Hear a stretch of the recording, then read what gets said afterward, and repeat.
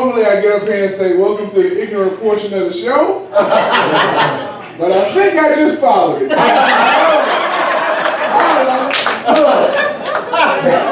I was laughing so hard, I'm like, they don't even need me. My name is Brashawn Clark, and I am blessed to be here. I mean, when you see somebody not just celebrating a man of God, but a godly man. And I'm looking at this card. Who took the photo? I don't know.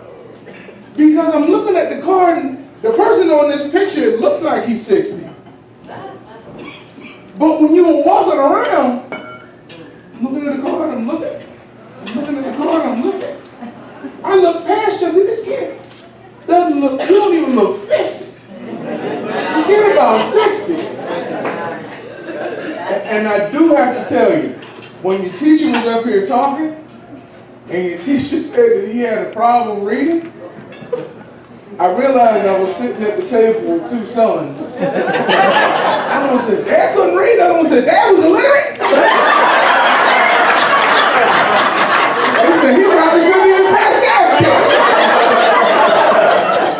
One of them said, I don't know how you learn how to read the Bible. It was amazing. This is confirmed. When I die, my obituary is going to print 5 weeks after my funeral. I don't want nobody getting up talking about me. You know, that's it. It's amazing. Okay, I'm looking around and a lot of people who go to church in here, right? All right, so have you ever been to some churches where you know Jesus never stepped foot in?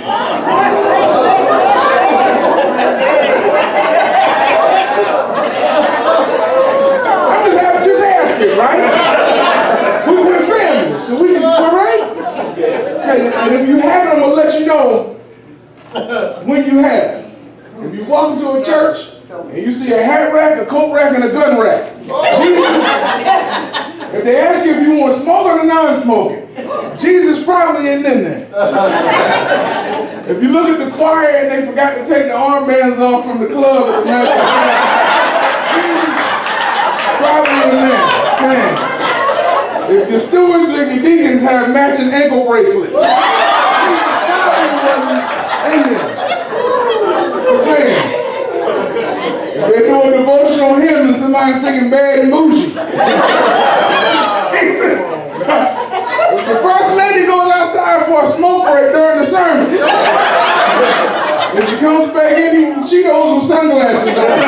Jesus Christ. And if every third child looks like the pastor, not you.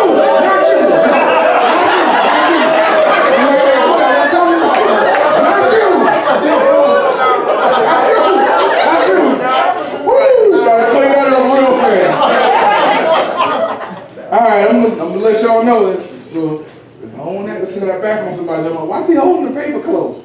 When I was born, I was legally blind. Right? No, actually, let's go back. When I was born, I was totally blind. But God gave me sight as he saw fit. So I'm still legally blind. I'll tell y'all a quick story. I hope none of y'all run into my wife. I'm gonna tell the story anyway. A couple years ago, I got fitted for contacts. Because my glasses were thick. I mean, thick like I was looking through an aquarium, looking at people. So just set your face on fire. So they fit me for contacts. And I'm looking up these contacts and like all these brilliant colors from the trees, like violets and reds and blues. And it was just like amazing. So the doctor called me back in his office to see how everything was going. And I'm sitting in there, and I just started crying. And he said, I just love to help people out, to see people when they get so emotional because they haven't seen so well before. And he said, are you happy? I said, Doc, I didn't have these contacts when I met my wife.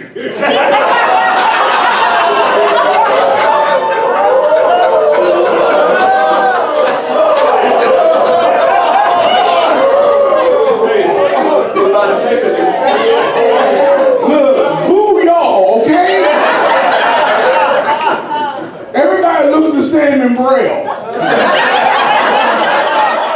I did not want to go home and find out she had a third eye and send her off.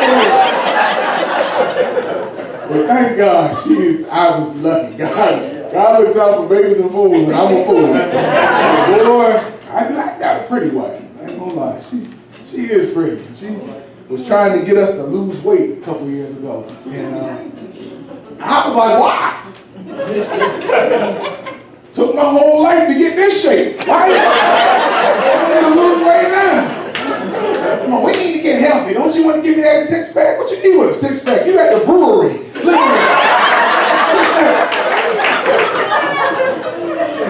me. Kidding me?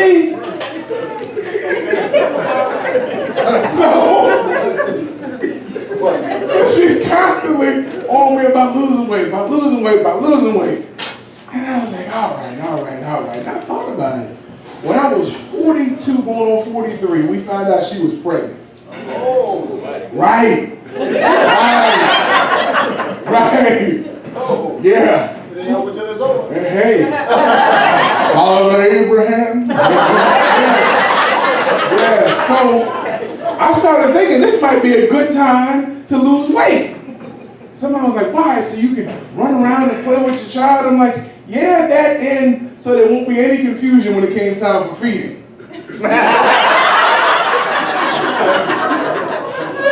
Look, I was so paranoid I threw out the shirt I had that said got milk. I was just trying to let it act confusion. So I am retarded. Yes, I am. So I, in honor of you, I usually do a top 10. So I came up with the top 10 times that pastors really want to cuss but can't.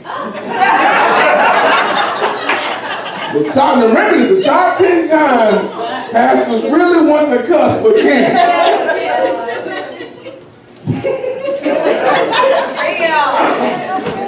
Number 10. When a baby relieves themselves during the dedication service.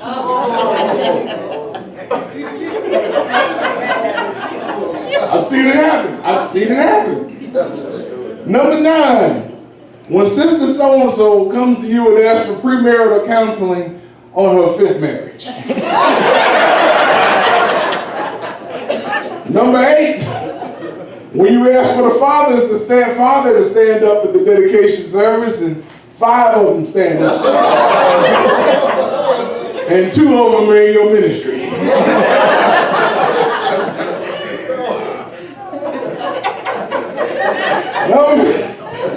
I'm sorry.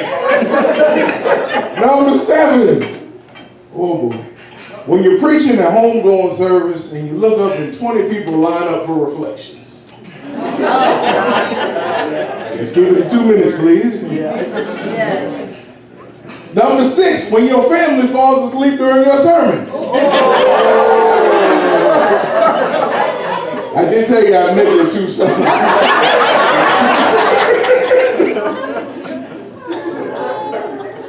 Oh, I should have probably crossed this one off. But since it's on the list, number 5, when you're trying to cover for a friend and preach a funeral service for somebody you don't know. And it's not until you look at the program that you realize he gave you the wrong address.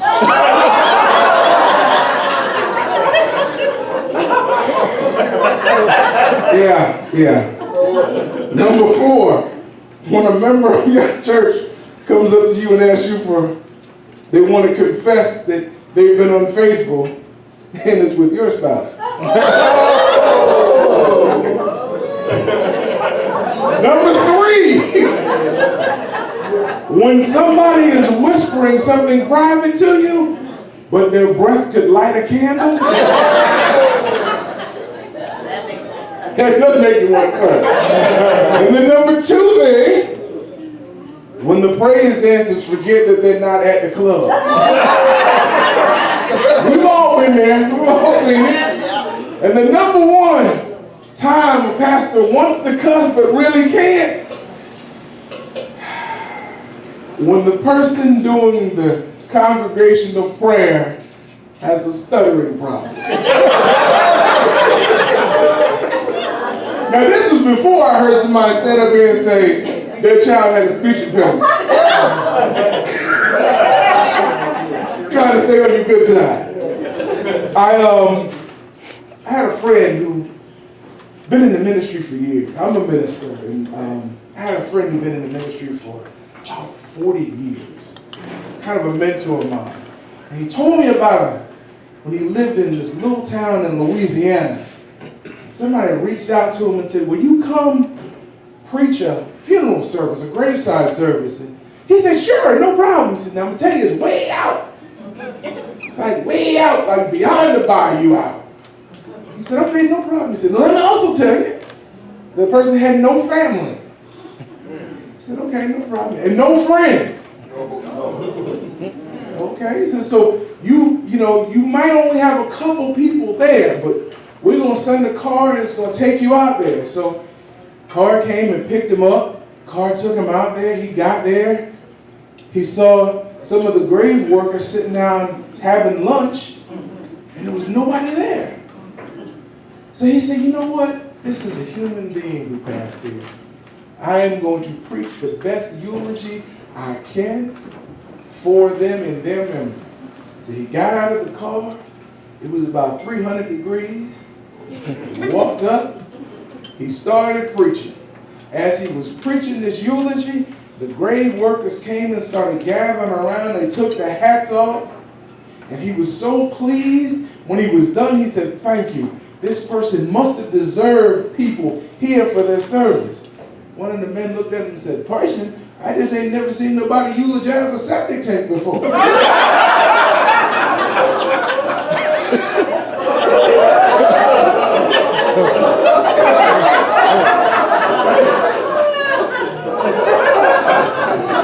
I'm sorry. I did say this was the ignorant portion of the show. Right? Okay. So,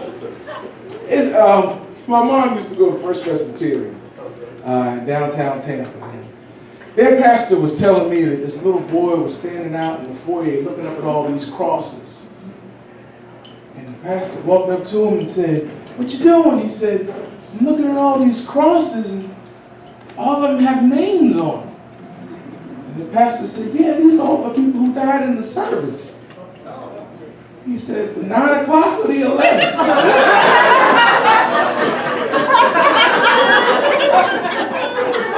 Look, I get a lot of my humor from my grandparents. They raised me for most of my life, and they were some of the most special people I've ever met in my life because they didn't take things seriously.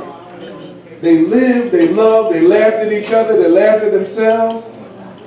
My grandmother walked into my cousin's house in a little town in Maryland, right outside of Baltimore. Walked into her house around lunchtime, and my cousin was sitting there. We're family, right? I can tell the story? Okay. I won't offend anybody. My cousin was sitting there on the couch in all her glory. And my grandmother said, now, what's going on here? She said, well, my husband's coming home for lunch, so I put on his love dress. So my grandmother started thinking, put on my love dress for my husband. So she went home and sat in his easy chair after she put on her love dress. So my grandfather came in from fishing and dropped the bucket and said, have you lost your mind? She said, I knew you were coming home, so I put on my love dress. He said, well, next time, could you at least iron it?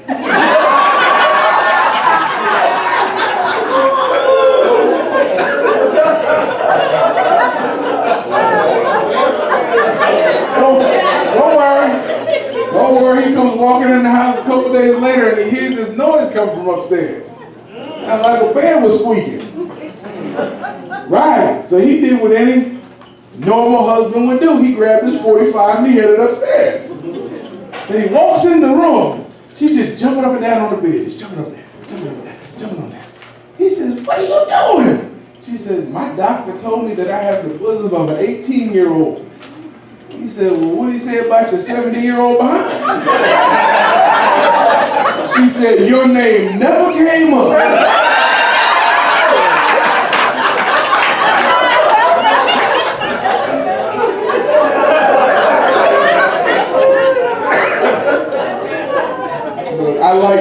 fun. This has been amazing, amazing, amazing. Pastor, I say to you, thank God for all the blessings that you have in your life. And if you ever want to count them, just stand up and start counting all the people at these tables. Mm-hmm. Because I can tell you, I've had birthday parties where it's just me.